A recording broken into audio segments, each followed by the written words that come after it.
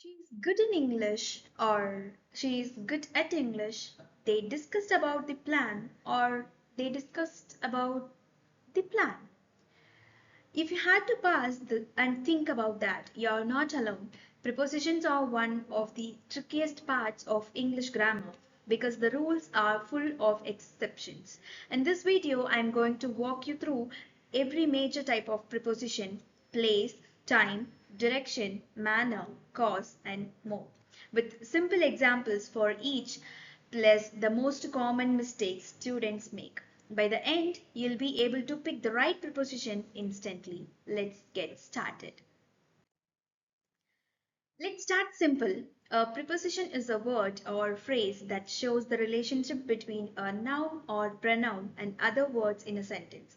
It can indicate place, time, direction, cause, manner, and more. Some of the most common prepositions you'll see are in, on, at, by, for, from, with, about, under, through, between, and against. Keep those in mind. We are about to break down exactly when to use each one. First up, prepositions of place. These show where something is or happens. In is for enclosed or large areas. For example, she lives in Paris. The cat is in the box. On is for surfaces or specific locations. The book is on the table. He sat on the bench. At is for specific points of places. Meet me at the station. She is at home. Under means below something. The dog hide under the bed. Between means in the middle of two things. The shop is between the bank and the school. A quick tip. Think big to small in for large spaces, on for surfaces, at for exact points. Next, prepositions of time. These show when something happens. Same three words, different logic. In used for months, years, seasons, and parts of the day. In July, in 2024, in winter, in the morning. And on is used for days, dates, and special days. On Monday, on 5th May, on New Year's Eve. At is used for exact times, night and festivals. At 5 o'clock, at night, at Christmas. And there are other time prepositions worth knowing too, since, for, during, before, after, until, by, and within. Now, prepositions of direction. These show where something is moving. To, she walked to the store. Into, he jumped into the pool. Onto, the cat jumped onto the roof. Towards, they moved towards the exit. Through, we drove through the tunnel. Across, she swam across the river. Notice how each one gives a slightly different picture of movement. Into suggest, entering, on to suggest, landing on top, through suggest, passing inside something. Prepositions of manner show how something is done. By means of transport or method, she traveled by train. With, using a tool or instrument, he wrote with a pen. Without, absence of something, she left without saying goodbye. In, manner or way of doing something, he spoke in a loud voice. Like, comparison or similarity, she runs like the wind. Next, prepositions that explain why something happens. For, reasons or purpose. She was punished for lying. Because of, cause of a situation. The flight was delayed because of bad weather. Due to, a more formal cause, the match was cancelled due to rain. Out of, emotional motivation. He helped out of kindness. Owing to, formal written reason. Owing to illness, he missed the school. Notice the tone shift because of is everyday English, while due to and owing to sound more formal and written. Now let's talk about prepositions of agent used in passive sentences to show who or what performed the action. The most common one here is by. The novel was written by Tolstoy. The painting was created by a local artist. The building was designed by the architect. The letter was signed by the manager. The song was composed by the Mozart.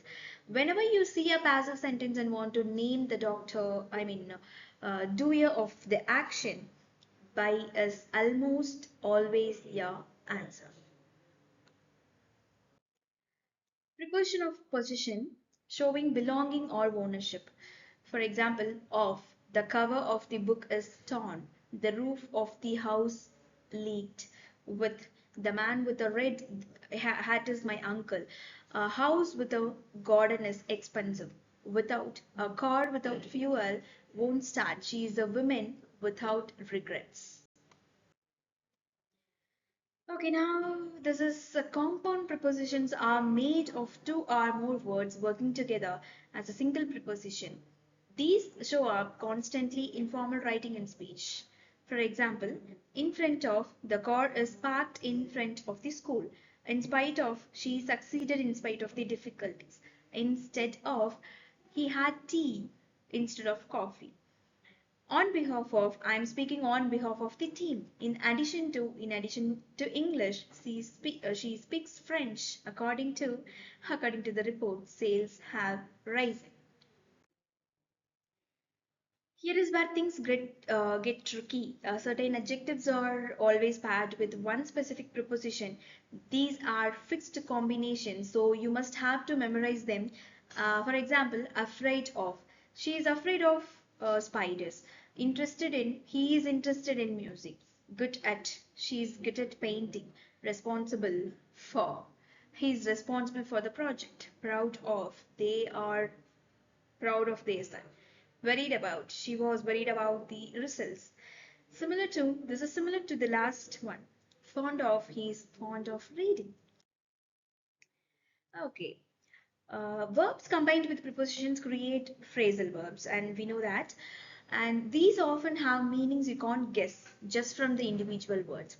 For example, if you take a look after, she looks after her younger siblings.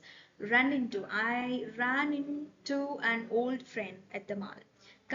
He came across an interesting article. Give up, don't give up on your dreams. For put up with, she can't put up with the noise.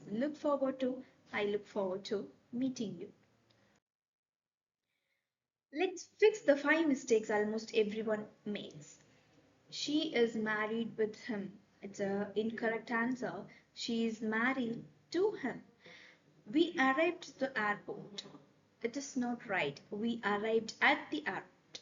I'm good in English, so here in replaced by at. He is interested for sports. He is interested in sports. They discussed about the plan. No. They discussed the plan. No preposition needed at all here. Write these five down. They are some of the most common preposition errors in spoken and written English. Let's test what you have learned. Try to answer before I give you the answer. She was born dash 14th March in or at. Yeah, on. The keys are, yeah, on the table. He goes to dash bus with, by, or in. By the bus. The match was cancelled because of the rain. She is afraid dash spiders of spiders. They walked the bridge. Across the bridge. How many did you get it right? Let me know in the comments. Let's do a quick recap of every category we covered. Place. For place, we use in, on, at, under, between. For time, in, on, at, since, for, during. For direction, to, into, onto, towards, across. For manner, by, with, without, in, like. For cause or reason, for, because of, due to, out of. For agent, by, in passive sentences. Position, of, with, without. For compound, in front of, in spite of, instead of. Okay, so and that's your complete guide to prepositions. Once you get comfortable with these patterns, using the right preposition will start to feel automatic. If this helped, hit like, subscribe for more English grammar lessons, and comment a sentence using one of today's prepositions so I can check it for you. See you in the next video. Ta-ta.